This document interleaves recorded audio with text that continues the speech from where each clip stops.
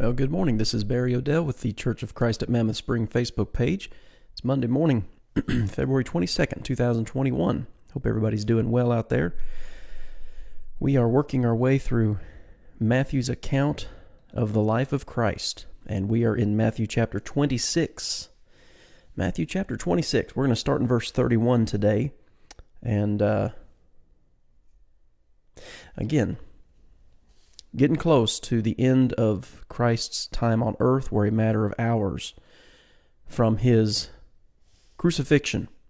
A lot of things take place here, and as we look at some of these final events, the benefit of having four gospel accounts comes to the forefront because there are so many details that are recorded. I actually did a study a few years ago here at Mammoth Spring where we did a chronological study of the gospel accounts. I based it primarily off of Luke's account, but I incorporated Matthew and Mark in that outline. And it's just so much benefit to having four of these accounts and picking up all the details. And that's what we're going to do today, primarily stay in Matthew, but I will point some things out that are recorded by the other gospel writers that are not recorded by Matthew. So we've instituted the Lord's Supper last time we were together on Friday morning, and now we are here in verse 31 of Matthew 26, where Jesus is still together with his disciples, and he once again makes a prediction. Several predictions have been made.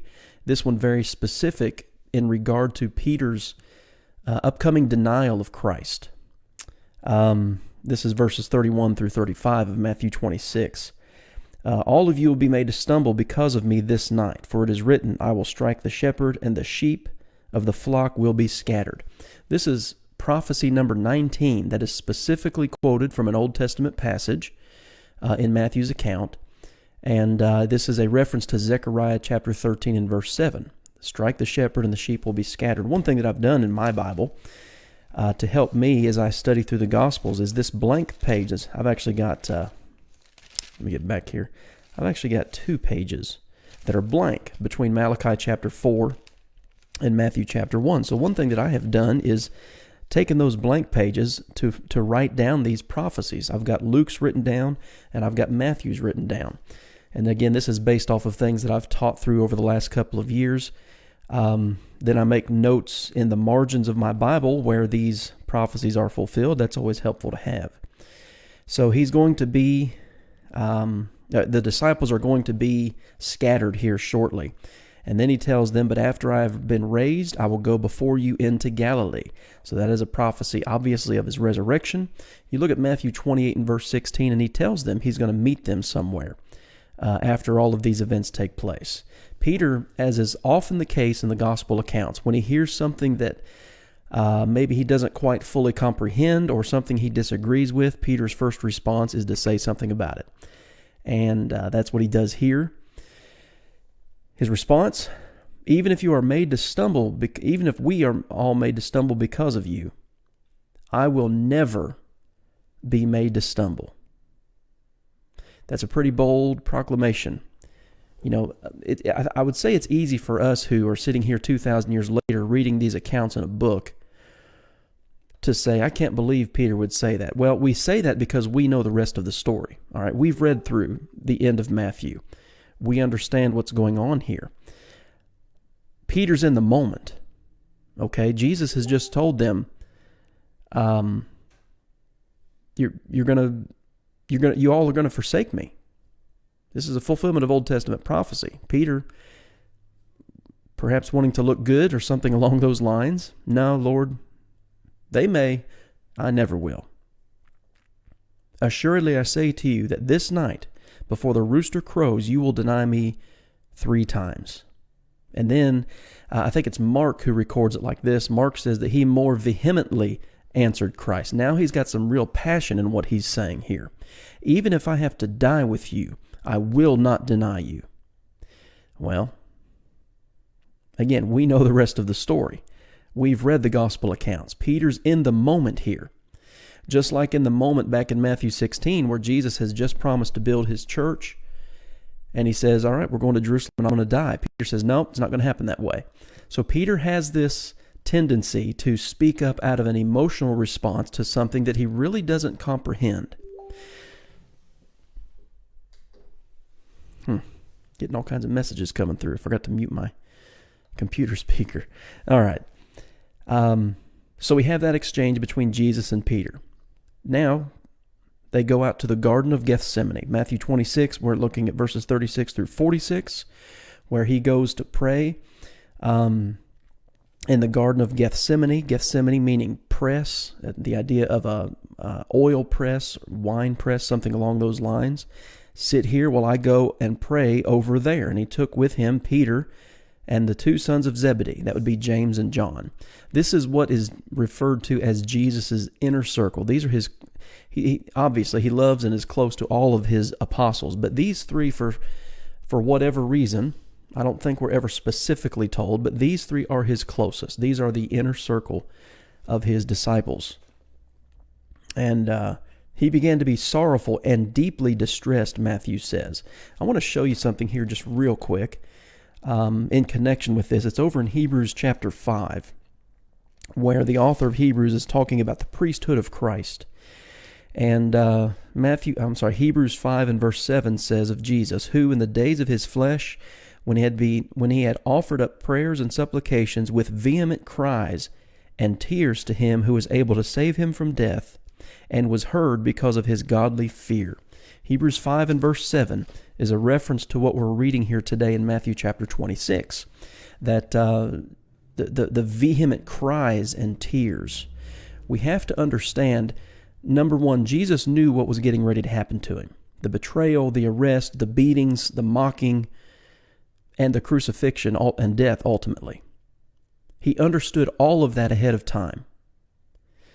But he's still a human being who's anticipating what he's getting ready to go through. And so Hebrews 5:7 shows the emotion that was involved in this night as he's praying. Again, Matthew 26:37, he began to be sorrowful and deeply distressed. He is greatly troubled by what he is going through and what he's going to go through. My soul is exceedingly sorrowful, even to death.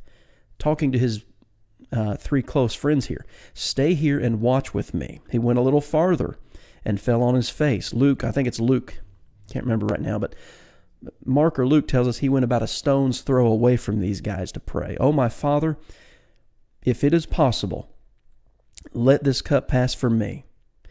Earlier, back in Matthew 20, the disciples had been arguing about who was going to be the greatest in the kingdom. This is the same context where James and John's mother came to Jesus and asked if they could have a special seat in the kingdom. And Jesus said, you think you can drink the cup that I'm about to drink? Well, this is what he was talking about when he made that reference. Again, that's Matthew chapter 20, when he mentioned that. If it is possible, let this cup, the cup that he's about to drink of, is the cup of suffering. Nevertheless, and here's where we learn about prayer. Nevertheless, not as I will, but as you will. Think about that for just a minute. Jesus is God in the flesh. He's Emmanuel, God with us. In him dwelt all the fullness of the Godhead bodily, Colossians chapter 2 and verse 9. And yet, with all of that being the case, when he prays to God, and we pray to God, that's who we are told to pray to, he still says, let your will be done. We can never forget that aspect of our prayer lives. It's not my will. It's not someone else's will. It's God's will that ultimately will be done. Jesus himself prays that. Well, he comes back. The disciples are sleeping. This is after midnight, by the way. This is in the middle of the night. You would be tired, obviously. He speaks to Peter, what? Could you not watch with me 1 hour? Watch and pray lest you enter into temptation. The spirit indeed is willing, but the flesh is weak. He's telling Peter there, you guys are with me. You want to be with me. Peter's just said, Lord, we won't deny you. I won't deny you. I'll die if I have to. The spirit is willing, but the flesh is weak. They are tired. They fall asleep. Jesus goes back and prays again. Oh, my Father, if this cup cannot pass from me unless I drink it, your will be done. I think, and this is just my opinion here, when I read this prayer of Jesus in Matthew 26, I think we see more the humanity of Christ in this instance, in this event, than any other time in his life. Because again, he knows what he's getting ready to endure physically. Shameful, humiliating death, a painful process that he's going to go through, excruciating. The beatings he's about to take, the blood he's about to lose. If this cup cannot pass from me unless I drink it, your will be done. That's his prayer. And he came and found them asleep again, for their eyes were heavy. He goes back and prays a third time. Then he came to his disciples and said to them, Are you still sleeping and resting? Behold, the hour is at hand, and the Son of Man is being betrayed into the hands of sinners. You remember Judas left the supper. He's gone to fulfill his promise to find a convenient time to betray Jesus. The hour of my betrayal is at hand. Rise, let us be going. My betrayer is at hand. Judas is in the garden. He's approaching Jesus and the disciples with some people. So that's where we go next. Matthew 26, beginning in verse 47. Now we have his betrayal and arrest. Let's see, verse 47. While he was still speaking, behold, Judas, one of the 12, Matthew says, with a great multitude. Now I want to show you something here. I love this clarity that John gives us here. Matthew simply says he comes with a great multitude. There are a lot of people who are behind Judas, who have been anticipating getting Jesus in trouble, arresting him, ultimately, obviously, killing him. John records it for us. John 18, verse 3, it says, Then Judas, having received a detachment of troops. Okay? A detachment of troops, when you go back into history and you look at this Greek term, this is a Roman military term that refers to anywhere, depending on the period of history. This word detachment in John 18:3 is speron, and it means anywhere from 300 to 600 Roman soldiers. From what I can find, in the first century, this meant about 500 to 600 soldiers. So this isn't Judas and a couple of Jewish leaders and a couple of Roman officers. This is Judas with a platoon, you might say. He has a whole group. He has hundreds of soldiers who come with him to arrest Jesus. Not only does he have hundreds of soldiers with him, but you're looking here in Matthew 26 and verse 47 where we are, this great multitude, but they come with swords and clubs. These guys are ready for battle. And I think that should open our eyes a little bit more to what these people knew about Jesus. In fact, as you keep reading there in John's account in John 18, when they say, well, who are you? He says, are you Jesus? Jesus says, I am. The Bible tells us there that they all fell to the ground. These guys knew who Jesus was. The teachings, the miracles, they know. You've got let's just round it off. Let's say 500 soldiers with swords and clubs. And they came from the chief priests and elders of the people. The Romans and Jews are working on this together. Judas had told them, whomever I kiss, he is the one, seize him. Immediately he went up to Jesus and said, Greetings, Rabbi, and kissed him. Jesus' response is interesting. Friend, why have you come? Jesus isn't wondering why he came. Jesus knows exactly why he had come. This is a question for Judas to answer. They laid hands on Jesus, took him away.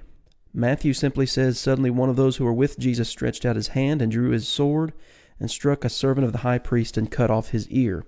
John chapter 18, verses 10 and 11 tell us that it was Peter who cut off Malchus's right ear.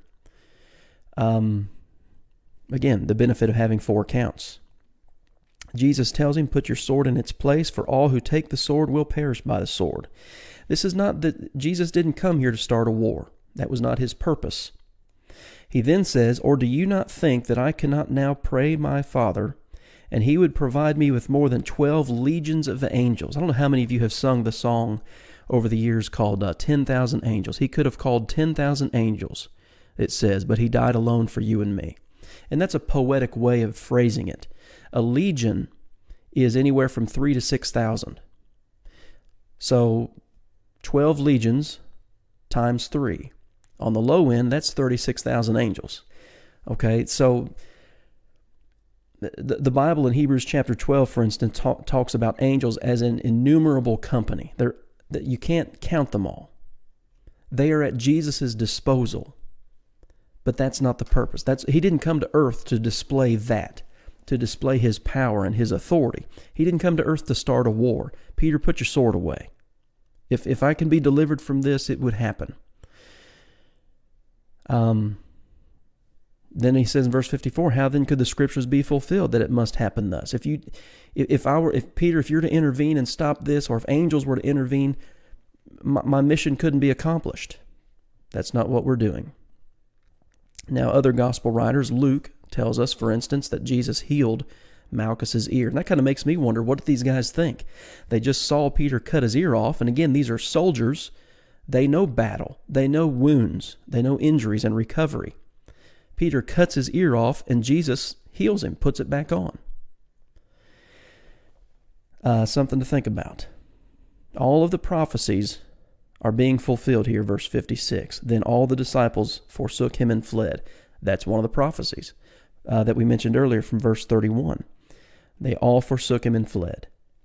Now, beginning in verse 57 here, we have the trials of Jesus beginning. Now, this is after midnight. Proceedings were not to take place at night like this. All right? There were many illegal things done in the arrest, the beatings, and the trials of Jesus. But he actually faces 5 and possibly, we might say, 6 trials.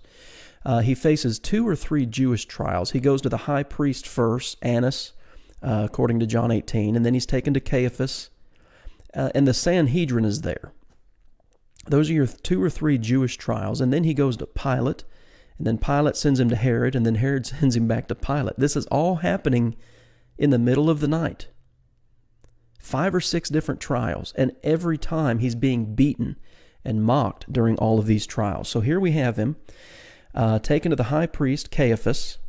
Scribes and elders were there assembled. Peter follows at a distance, stays in the courtyard, and he's going to see what happens. Now the chief priests, the elders, and all the council sought false testimony against Jesus to put him to death.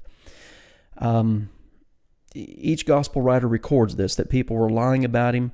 They found none, according to verse 60. Even though many false witnesses came forward, they found none, but at last 2 false witnesses came forward and said, "This fellow said, I am able to destroy the temple of God and build it in 3 days."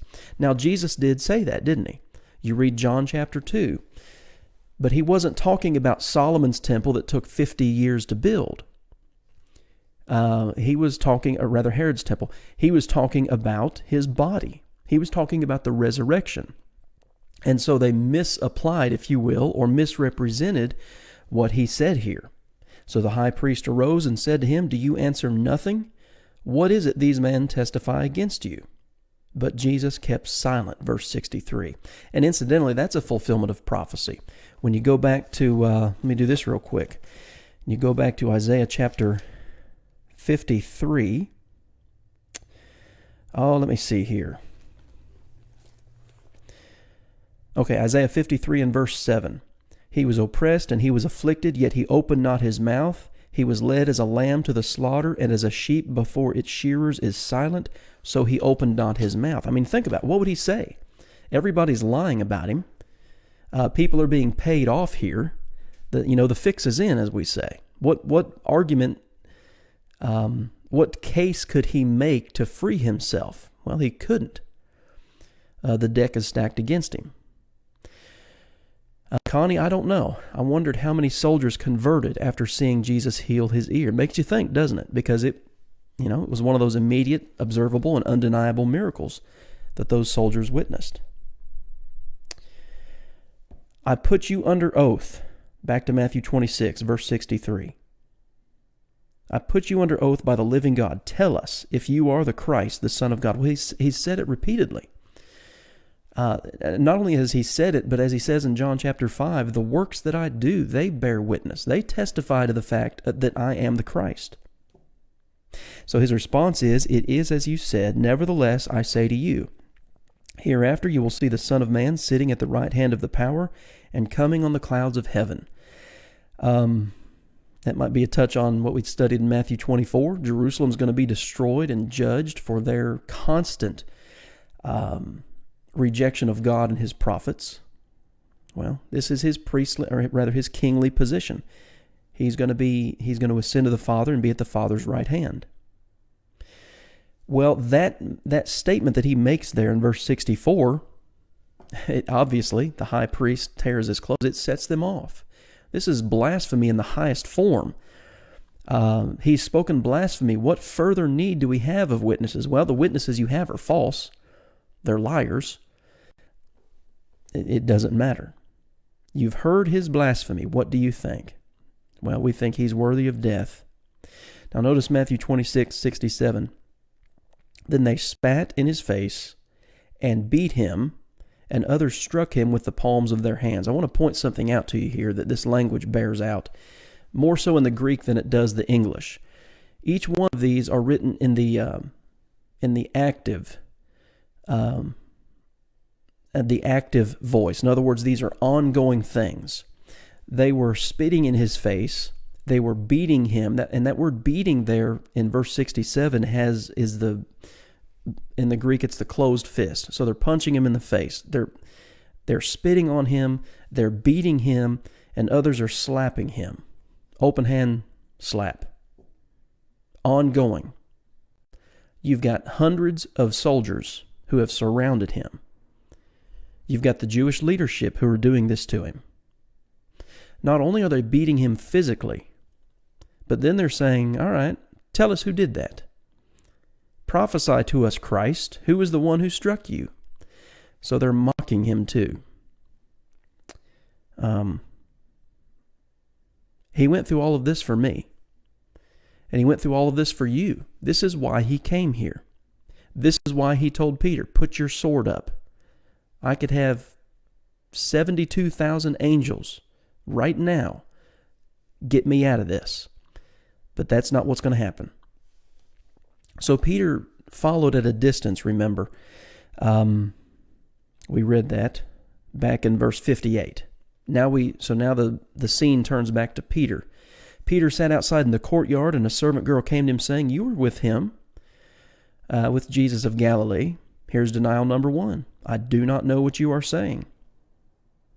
When he had gone outside the gate, another girl saw him and said to those who were there, this fellow was also with Jesus. No, I do not know the man. A little later, those who stood by came up and said to Peter, surely you also are one of them, for your speech betrays you. The word speech here has to do with his accent.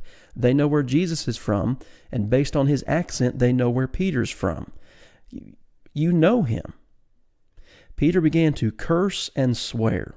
What does that mean? When we think of cursing and swearing, typically in 21st century America, we think of foul language, things of this nature. These terms here don't mean that. He's taking an oath here. He's binding and promising. You could read it that way. He began to bind and to confirm. I do not know the man. Over and over again. I don't know who he is. That's what he's doing here in verse 74. Immediately, a rooster crowed. When you go all the way back to verse 34, assuredly I say to you, Peter, this night before the rooster crows, you will deny me 3 times. Now we're seeing that come into play. Immediately, a rooster crowed. And Peter remembered the words of Jesus who had said to him, before the rooster crows, you will deny me 3 times. So he went out and wept bitterly. I don't remember which account. Let me just look real quick. One of the accounts says something that has always, when I read it, it always strikes me. Let me find it here real quick. It's not Mark. Let me turn over to Luke's account. Luke chapter 22.